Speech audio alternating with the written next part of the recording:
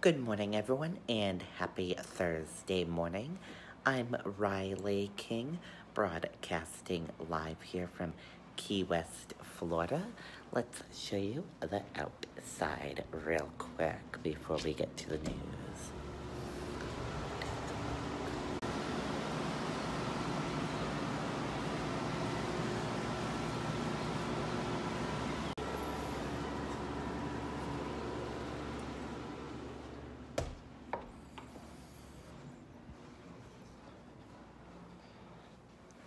Okay, and let's begin with your first story.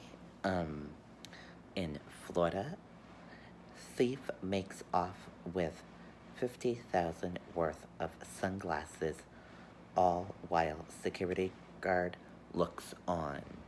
Let's take a listen to the video from local10.com in Florida.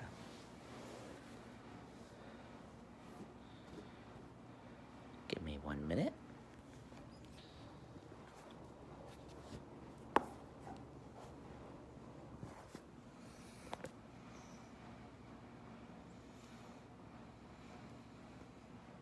Did you know that this does this? Look at this. Yeah, look, I'm going to pick a button. And it's sticky. Why do you have all the buttons by you? Your scrapbooking club not cutting it? It's Troy Club Calder.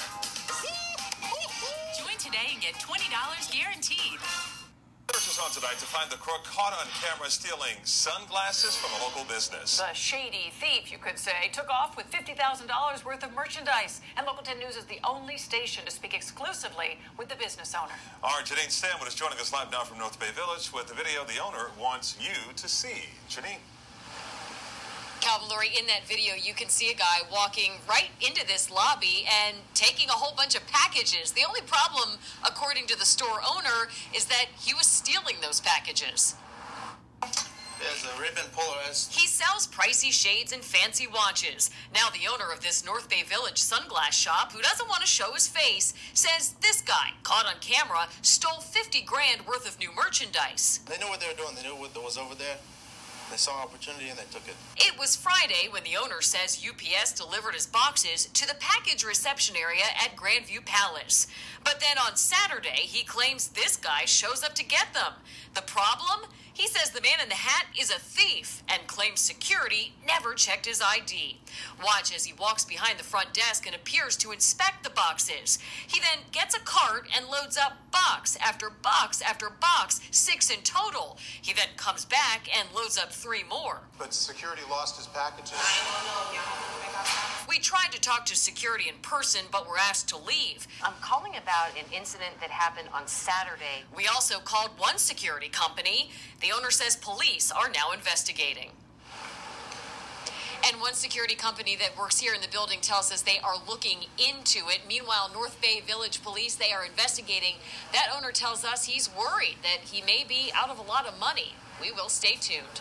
We're in North Bay Village tonight. I'm Janine Stanwood, Local 10 News. Okay, Janine. Okay, and there you go on that video and that report. And now let's take a look at some local news back home in New Hampshire. 2 Manchester police officers fired, chief say. Let's take a listen to the video from WMUR News 9.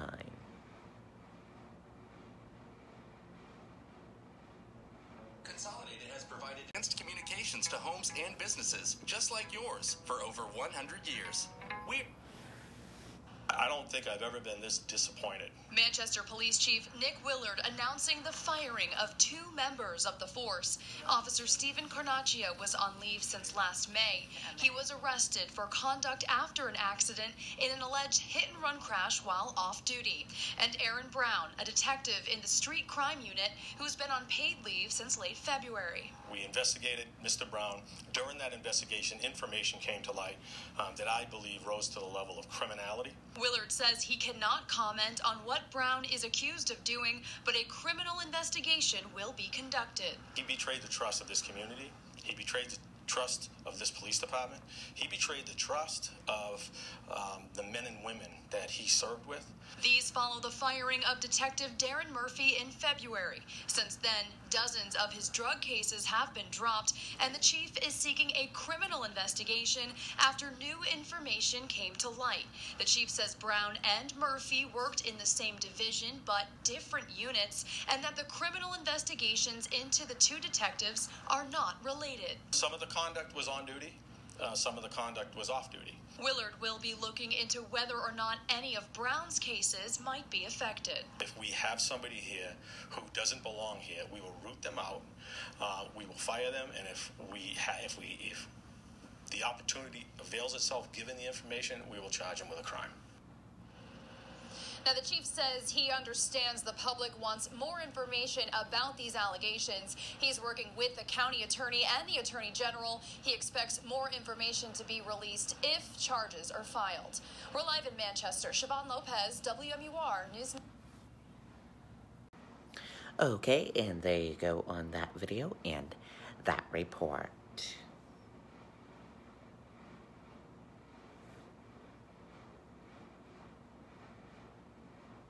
And now let's take a look and see what your markets will look like for the opening. Pre-markets, Dow features rise of 120 points as Trump says Syria attack may not be imminent. U.S. stock index feature jumped on Thursday as President Donald Trump clarified his position on a possible missile strike in Syria.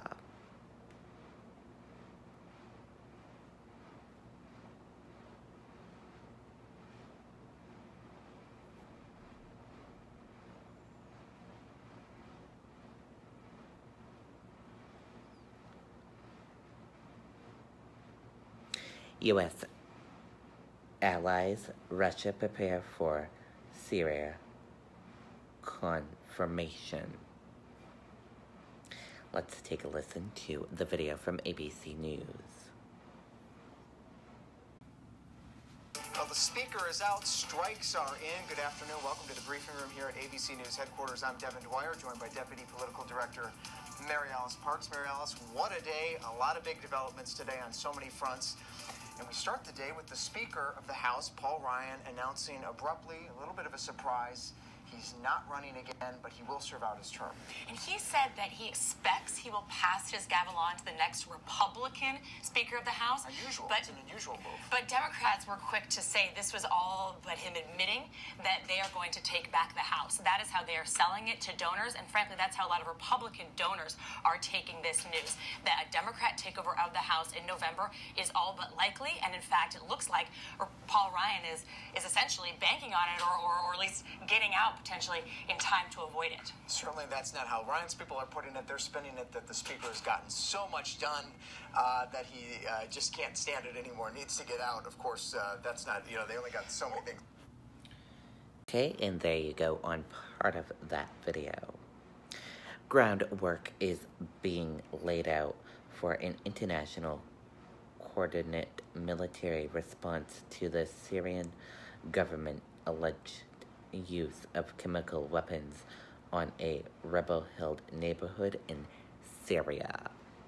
And that's it for the Riley King Newscast right here on the Riley King Network. I hope you all have a great rest of your day, and I'll see you back here later on, right here on the Riley King Network. Goodbye, everyone.